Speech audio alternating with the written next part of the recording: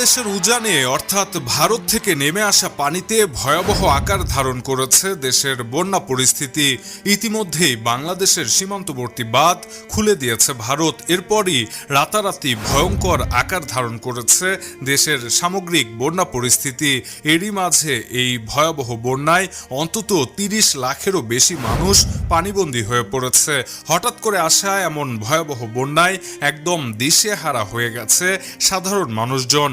রাতারাতি আসা এমন ভয়াবহ বন্যার ফলে প্রাণে বাঁচতে অনেকেই ঘরবাড়ি ফেলে রেখে নিরাপদ আশ্রয়ে ছুটে যাচ্ছেন।